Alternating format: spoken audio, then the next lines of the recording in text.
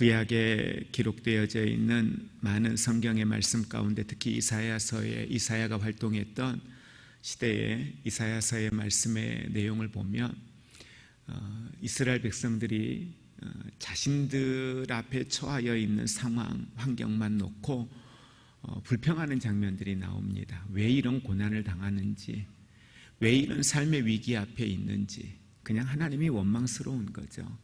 모든 게 그냥 불편한 거예요. 그래서 그냥 그들이 할 수 있는 건 하나님에 대한 원망, 불평밖에 없었습니다. 우리도 살다 보면 삶의 문제들이 놓일 때, 뜻하지 않게 풀리지 않을 때 원망하고 불평할 때 있잖아요. 왜 이럴까?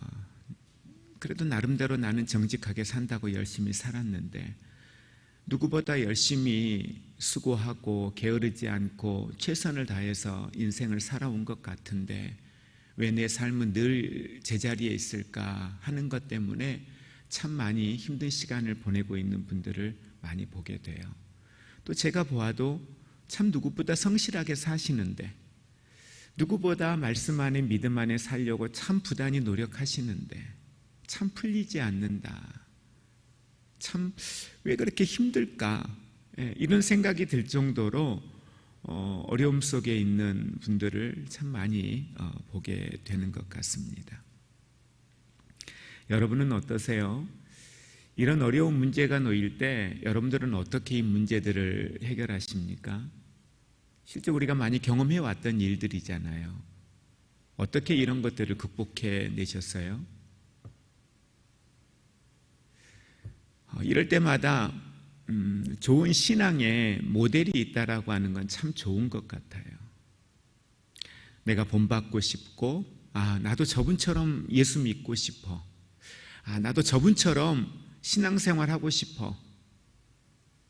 이런 좋은 신앙의 롤 모델들이 어떠세요? 여러분들에게는 있으세요? 내가 저분처럼 신앙생활 하고 싶다.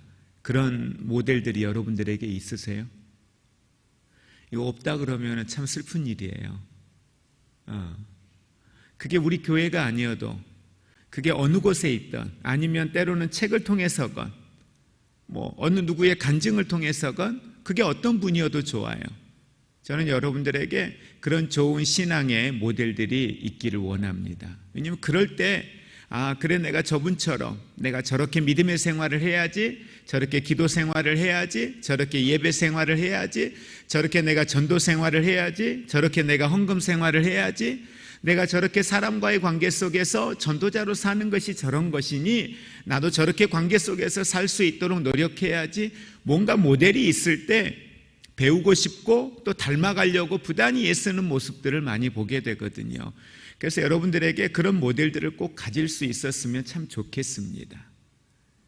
오늘 성경 말씀에 우리가 너무도 잘 알고 있는 그런 말씀의 내용이 기록이 되어져 있습니다.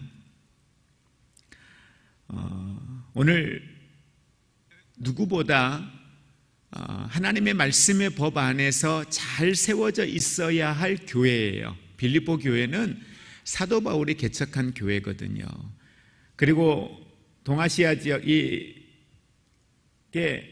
하나님의 말씀을 증거하는 데, 이 소아시아 지역에 하나님의 말씀을 증거하는 데 있어서 복음의 전초기지로 삼았을 만큼 대단히 말씀과 신앙 안에 견고하게 세워져 있는 그런 교회예요. 근데 그 교회 안에 지금 분란이 생겼어요. 교회 안에 문제가 생겨서 다툼이 생겼어요.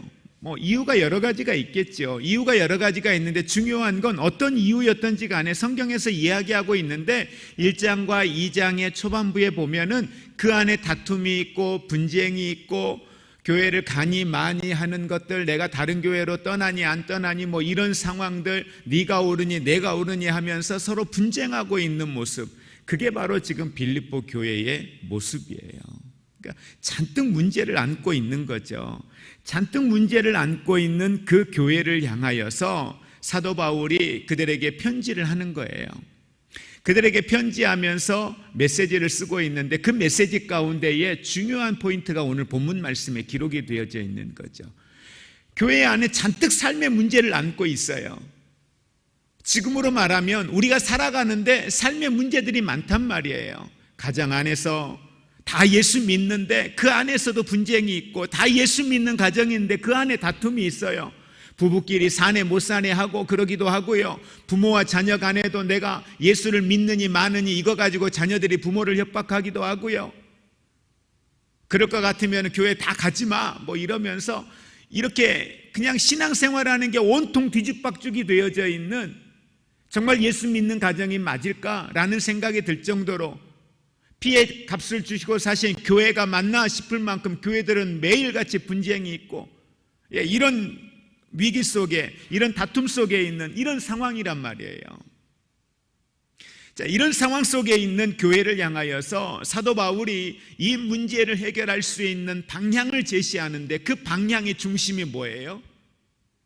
예수 그리스도라는 거예요.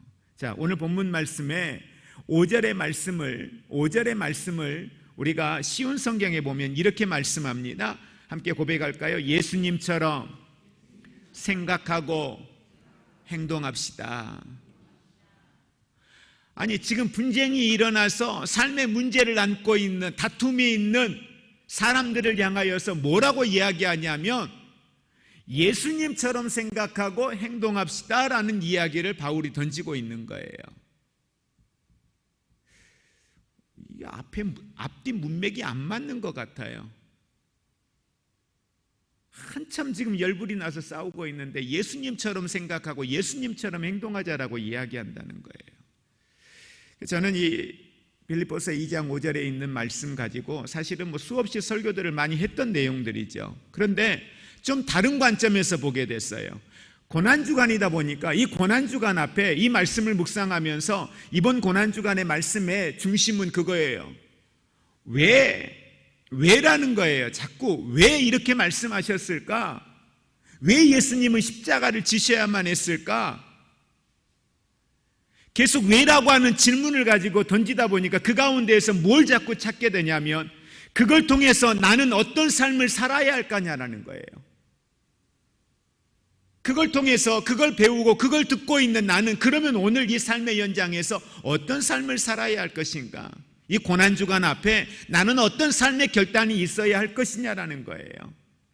그러기 위해서 오늘 본문을 두 형태로 우리는 말씀을 보려고 합니다. 첫 번째는 어떤 형태냐면, 예수님께서, 사도 바울이 예수 그리스도에 대하여 이야기하면서 예수 그리스도처럼 예수님의 마음을 품으라, 다시 말하면 예수님처럼 생각하고 예수님처럼 행동합시다 그랬어요. 그러면 도대체 예수님은 어떤 생각을 가지셨고 어떻게 행동을 하셨는가?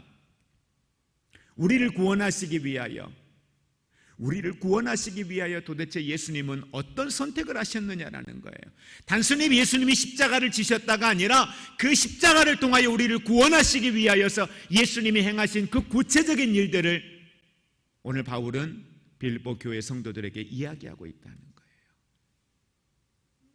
그래서 빌립보 교회를 향하여 이야기하는 것처럼 오늘 우리를 향하여서 하나님이 우리를 구원하시기 위하여서 나타내 보이셨던 예수님의 실질적 삶의 모습을 보면서 오늘 그분의 은혜가 어떤 것인가를 우리는 깨닫는 시간이 다시 한번 되기를 원합니다. 또 하나는 그렇게 예수님이 사셨던 삶을 바울은 이야기하면서 우리에게 뭐 하라는 거예요?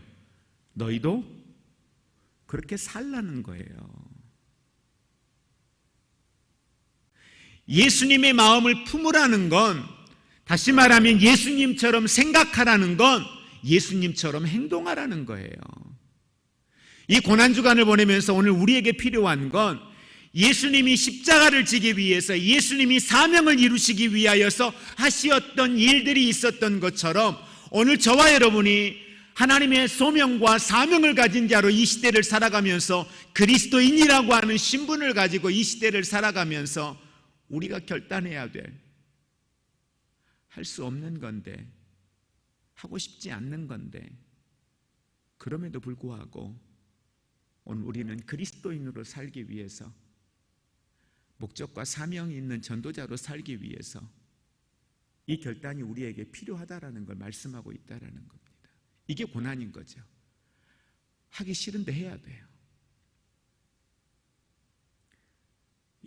불편한데 해야 돼요. 불편해서 하기 싫어서 손해보기 싫어서 계속 미루고 있었고 계속 버팅기고 있고 계속 고집 피우고 있고 그건 내 것이 아니야, 내가 선택할 일이 아니야, 그건 나와 상관없는 거야 하면서 고개 저어버리면서 그냥 지나왔던 길들, 강도 만난 사람을 보고도 이건 내가 해야 될 일이 아니야, 나 바빠, 나 급해 하면서 그냥 지나쳐왔던 그 삶의 자리에 다시 가라는 거예요. 그곳에 쓰라는 거예요. 그것이 오늘 우리가 해야 될 고난주간의 우리의 삶의 결단인 줄 믿으시기를 바랍니다. 바울은 오늘 빌립보 교회를 향하여서 예수의 마음을 품을 것을 분명히 당부합니다. 이렇게 당부하면서 바울은 6절과 7절 말씀에 이렇게 이야기합니다. 우리 6절과 7절에 있는 말씀 같이 합독합니다. 그는 근본 하나님의 본체시나 하나님과 동등됨을 취할 것으로 여기지 아니하시고 오히려 자기를 비워 종의 형체를 가지사 사람들과 같이 되셨고. 아멘. 예수님을 뭐라고 이야기합니까? 그는 근본 하나님의 본체시다 그랬습니다. 자, 본체라는 말이 뭡니까? 본체. 본체가 뭐예요? 본체라는 뜻이 그는 근본 하나님의 본체라 그랬어요. 본체라는 말은 본질적인 속성, 성품을 이야기를 해요. 본질적인 속성이나 성품을 이야기하는데, 다시 말하면 그리스도 예수가 본래 하나님의 본체시라고 하는 건 그분이 누구라는 거예요? 하나님이시라는 거예요. 하나님의 성품을 가졌고 하나님의 속성을 가지신 분이다라는 거예요. 그러니까 그분은 누구예요? 하나님이라는 거예요. 그래서 예수님 스스로도, 우리가 요한복음 강해 지금 하고 있잖아요. 그곳에서도 우리가 보지만 예수님 스스로도 당신이 누구라고 표현을 해요? 하나님이시라고 표현을 해요. 예수님 스스로도 당신을 하나님이라고 표현하지만 사도 바울이 보았을 때에도 그분은 누구예요? 하나님의 본체, 하나님의 속성을 가지신 분, 하나님의 성품을 가지신 분, 그분이 하나님이시라고 이야기를 하고 있습니다. 자, 그런데 그 예수님이 성육신을 하신 거예요. 인간의 몸으로 이 땅에 오신 거예요. 다시 말하면 예수님은 성육신 하시기 전에 그분은 누구예요? 성부 하나님과 같은 곳에서, 성부 하나님과 같은 위치에서 성부 하나님과 같이 함께 하셨던 하나님, 그분이 바로 예수 그리스도였습니다. 그런데 그분이 오늘 바울의 말을 빌려서 이야기하면 하나님과 동등됨을 취할 것으로 여기지 아니하시고 오셨어요. 그런데 오심을 바울은 이렇게 표현해요. 자기를 어떻게 했다? 비우셨다. 자기를 비우셨다. 이 말을 쉬운 성경에 이렇게 표현합니다. 높은 자리를 버리셨다. 그 자리에 계시는 게 문제가 되지 않아요. 그 자리에 마땅히 계실 수 있어요. 그걸 붙들고 있는 건 마땅한 일이에요. 그런데 예수님이 인간의 몸으로 이 땅에 오셨다. 이 말을 바울은 그 보좌를 버리셨다, 비우셨다, 내려놓으셨다 라고 이야기를 하는 거예요.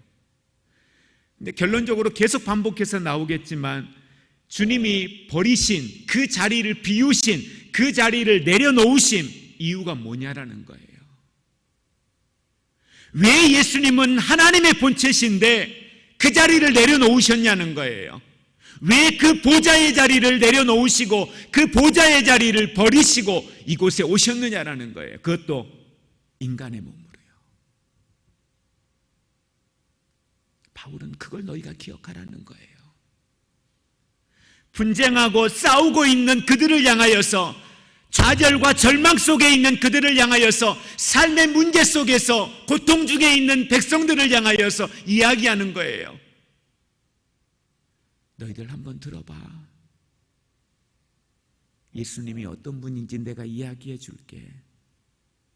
예수가 어떤 분이냐면 그는 하나님의 본체셨어. 그는 하나님과 동등된 분이었어. 그런데 그분이 그 보좌를 버리고 내려오셨어. 그분이 그 자리를 비워두시고 내려오셨어. 그것도 인간의 몸으로, 죄의 상징인 인간의 몸으로 하나님이 너무너무 싫어하시는 그 죄의 상징이 되는 인간의 몸으로, 어찌 보면 하나님이 그들의 아담의 범죄로 인하여서 영원한 생명을 가질 수 있는 하나님의 백성들이 그들의 죄로 인하여서 사망의 자리에 머무를 수밖에 없는 그 사망, 죄의 상징적인 모습인 인간의 육체의 모습으로 그분이 오셨다는 거예요.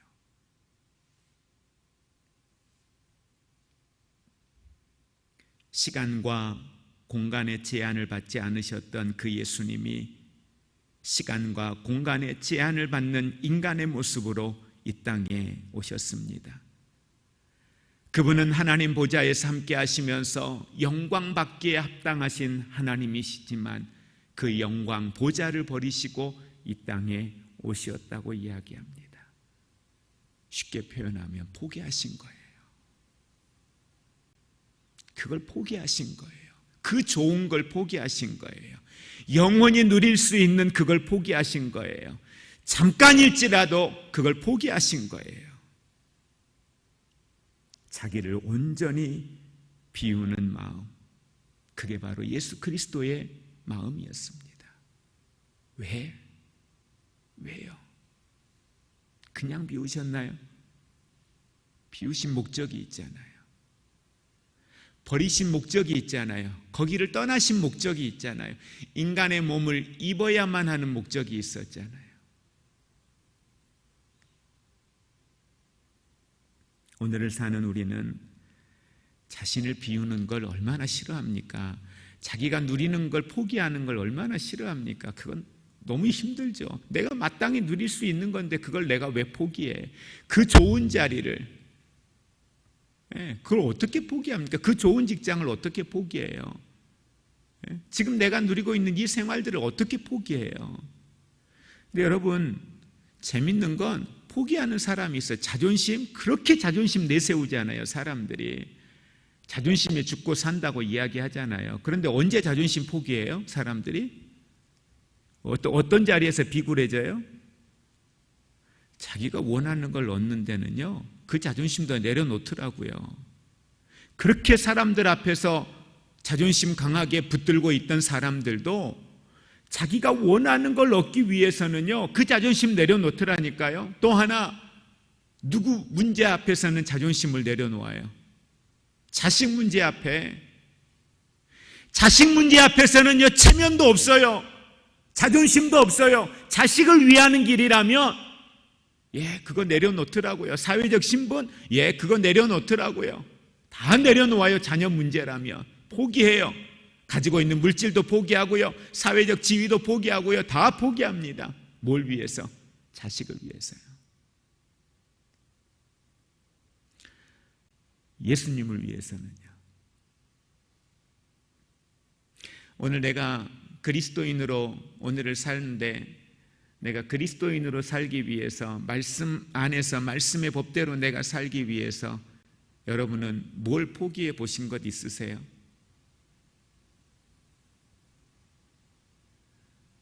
저요, 주일 안 지켜도 되면 나 갈 수 있는 너무 괜찮은 직장, 스카우트 제의가 들어왔고 너무 좋은 직장에 있었는데 저 그거 포기했어요. 그것도 얼마든지. 여러분의 삶의 연장에서 내가 예수 믿는 것 때문에, 내가 전도하려고 하는 것 때문에 내가 포기했던 것들, 내려놓았던 것들,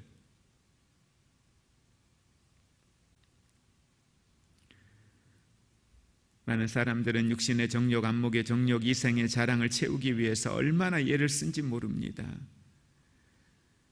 그리스도인들도 마찬가지입니다.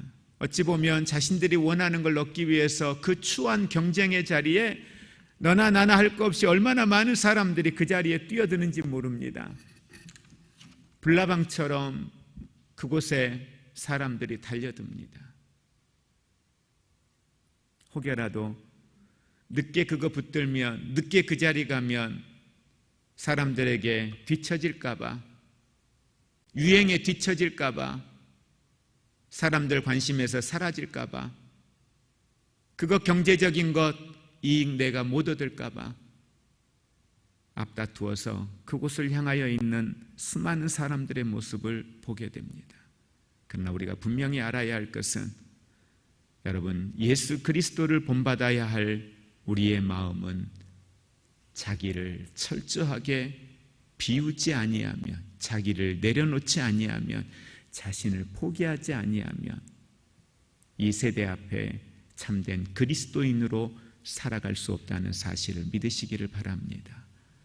또 하나 중요한 건 그 예수님이 나를 구원하시기 위해서 행하신 놀라운 일은 철저하게 자신을 비우시는 일이었다는 겁니다. 두 번째, 우리가 8절에 있는 말씀 같이 보실까요? 8절 압독합니다.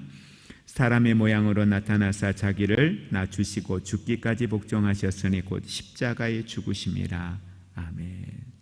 자, 8절에 있는 말씀을 우리가 쉬운 성경에 보면 이렇게 말씀하세요. 이 땅에 계시는 동안 스스로 낮은 자가 되시며 하나님께 순종하셨다라고 이야기를 합니다. 자, 예수님에게서 본받아야 될 예수님의 삶의 모습, 바울은 예수님은 철저하게 자기 신을 낮추시는 분이었다라고 하는 걸 이야기합니다. 여러분, 영이신 하나님께서 육신을 가지셨습니다. 창조주이신 하나님께서 인간의 몸으로 이 땅에 오셨습니다. 여러분, 예수님이 성육신하신 사건, 바로 그것은 그 당시에 유대인들이나 헬라인들로서는 도저히 이해가 안 되는 일이에요. 왜냐하면 그들이 가지고 있는 헬레니즘 문화나 그들이 가지고 있던 철학적인 사고로는 사람의 이 육체의 세계는 추하고 더럽다, 이게 철학적 사고예요. 그리고 더 나아가 정신적 세계, 영적 세계는 귀하고 아름답다라고 하는 이원론적인 사고가 대단히 강했던 거예요. 그런데 하나님이신 예수 그리스도가 하나님이신데 그분이 이 땅에 인간의 몸으로 오셨다? 이건 그들이 가지고 있는 문화로는 말도 안 되는 거예요. 여러분, 예수님이 그들이 가지고 있는 가치와 그들이 가지고 있는 철학 세계를 모르셨을까요?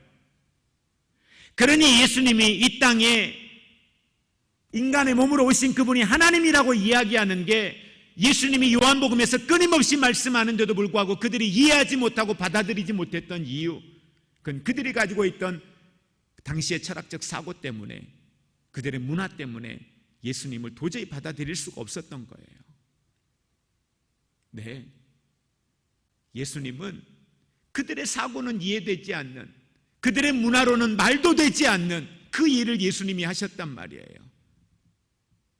오늘 나를 위해서 십자가를 지신 그 예수님은 사람의 생각과 사람의 계산으로는 도저히 이해할 수 없는 말도 안 되는 일을 그분은 하셨어요. 왜? 그 말도 안 되는 일, 그것이 아니면, 그분이 아니면 우리를 살릴 방법이 없으니까요. 말도 안 되는 그 일을 그 예수님은 하셨다는 거예요. 그래서 예수님은 그 사망의 음부의 권세의 자리, 음부의 자리에 내려가셨다고 했어요. 그 음부의 자리가 어떤 자리예요? 예수님이 그 음부의 자리에 가고 싶겠어요? 그러나 우리를 구원하시기 위해서는 그 음부의 자리에 내려가지 않으시면 안 되는 거예요. 음부의 자리에 내려갔다라고 하는 것은 결과적으로는 실패한 거예요. 결과적으로는 죽은 거예요. 결과적으로는 패배한 거예요. 그러나 그분의 위대하심은, 그분의 권세는 그 음부의 자리에 사망 권세를 이기시고 부활하셨기에, 여러분, 우리가 사망의 자리에서 부활할 수 있고 그 음부의 권세를 이기시고 부활하셨기 때문에 저와 여러분에게 이 생명이 주어진 줄 믿으시기를 바랍니다. 왜요? 왜 그분이, 하나님의 본체이신 그분이 왜 자기를 낮추시는데 왜 인간의 몸으로까지 오셔야 되느냐 말이에요. 자신을 낮추는 것도 정도가 있죠. 그런데 예수님의 편에서는 자신을 낮추실 때에 그 낮추심이 더 이상 낮아질 곳이 없는 곳이에요. 더 이상 내려갈 곳이 없는 곳이에요. 여러분, 오늘 저와 여러분들이 그리스도인으로 이 시대를 살아가면서 이 정도 낮추었으면 됐지, 이 정도 참았으면 됐지, 그런데 여러분, 성경은 이 정도가 없어요. 항상 우리에게 이야기하는 건 어디예요? 끝까지예요. 용서 이 정도면 됐지, 아니요, 이 정도가 없단 말이에요. 끝까지란 말이에요. 용서, 사랑에 대하여 이야기하실 때에 예수의 마음을 품는다는 건 끝까지라는 거예요. 그래서 예수님도 우리에게 하시는 말씀이 너희도 이와 같이 하라는 거예요. 이와 같이 하라는 거예요.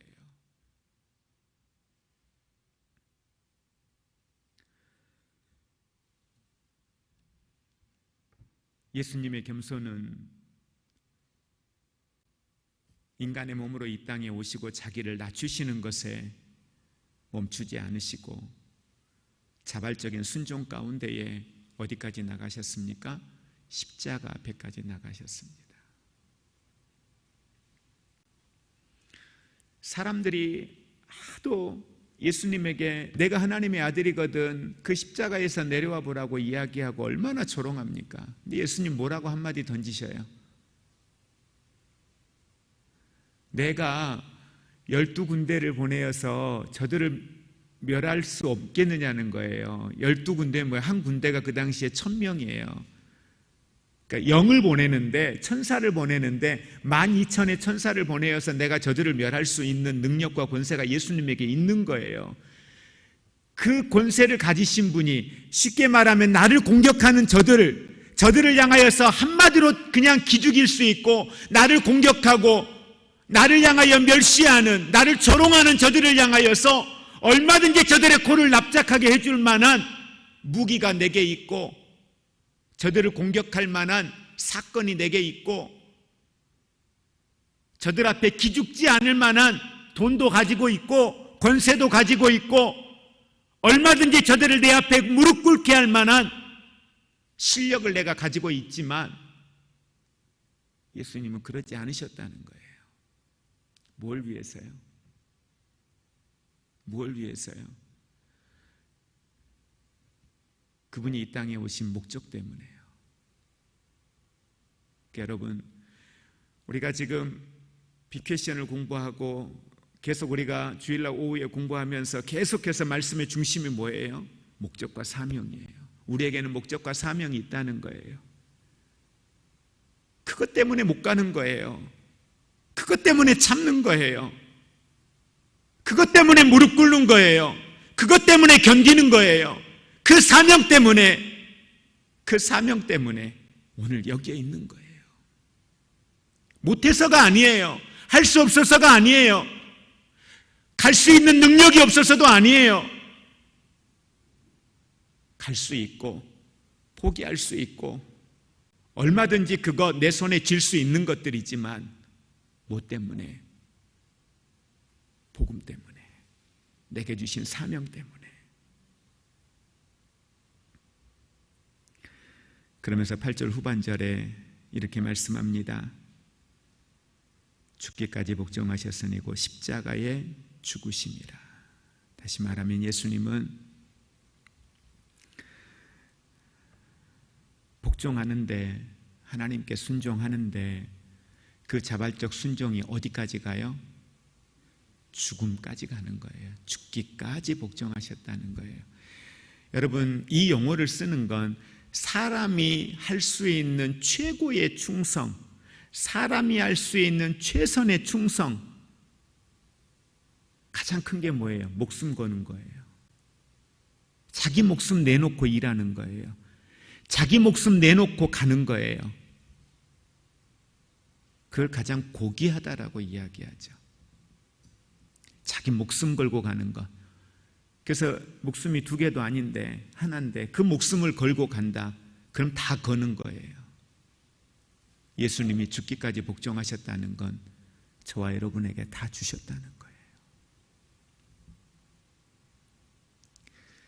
분쟁하고 다투고 있는 빌립보 교회를 향해서 좌절하고 절망하고 낙심하고 코로나 때문에 불편하고 경제적인 어려움 때문에 근심도 되고 이렇게 살아서 뭐하나 싶기도 하고 이 고통 언제까지 감당해야 되나 싶기도 하고 삶의 재미도 없고 그냥 늘 우울한 것 같고 불편하고 뭐하나 인생에 재미있는 것도 없는 것 같은 삶의 현장, 그냥 다람쥐 쳇바퀴 돌듯이 매일 반복되어지는 것 같은 이 생활이 너무너무 힘들고 짜증나고 불편할 수도 있는 이 현실 앞에 사도 바울은 우리에게 이 메시지를 던져주는 거예요. 예수님 한번 생각해 보라고. 예수 한번 바라보라고. 나를 위해 이 땅에 오신 그 예수님의 마음을 너희가 생각하고 너희도 예수님처럼 한번 행동해 보라고. 이 말씀을 우리에게 던져주시는 거죠. 말씀을 정리합니다.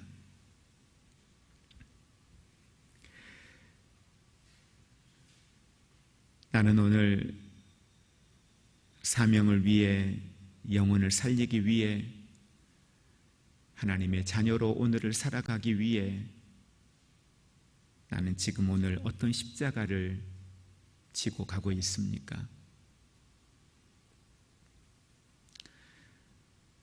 오늘 내 삶의 현장에 나를 이렇게 사랑하신 그 하나님의 은혜를 생각하면, 그 마음을 내 안에 품으면, 그 주님을 묵상하면 우리들이 안고 있는 삶의 문제들은 그 안에서 치유되고 회복되어지고 우리는 다시 예수의 이름으로 일어서게 될 줄로 믿습니다. 그러면서 우리는 결단하기를 원합니다. 복음을 위하여 나는 오늘 무엇을 결단할까? 십자가의 복음을 위하여 그리스도인으로 사는, 하나님의 자녀로 사는 이 거룩한 직분을 받은 내가 오늘 그리스도인으로 살기 위하여 나는 이 고난주간 내가 짊어져야 될 십자가는 무엇이며 내가 결단해야 될 삶의 모습은 무엇이 있는가? 우린 이 밤에 다시 한번 묵상해 보기를 원합니다.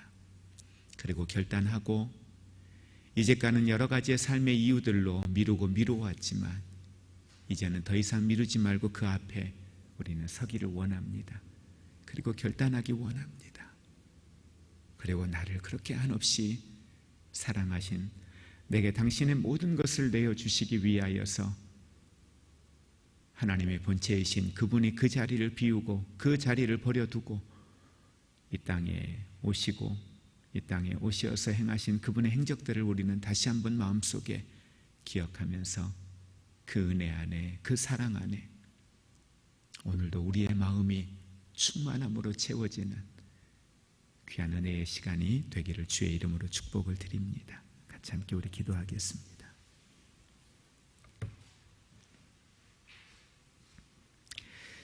자기를 비우고 자기를 낮추시고 죽기까지 복종하신 예수님이 십자가 앞에는 예수의 이름으로 모인 무리들마다 생명이 다시 그곳에서 싹트게 되었고 그곳에 살리는 역사가 일어났습니다. 예수 십자가는 죽은 막대기가 아닙니다. 예수 십자가는 생명을 살리는 자리입니다. 그 생명을 살리기 위해서 하나님의 본체이신 그분이 다 버리고 종의 몸으로 이 땅에 오셨으니까요. 자기를 낮추시는데 더 이상 낮아질 곳이 없는 자리까지 자신을 낮추시거든요.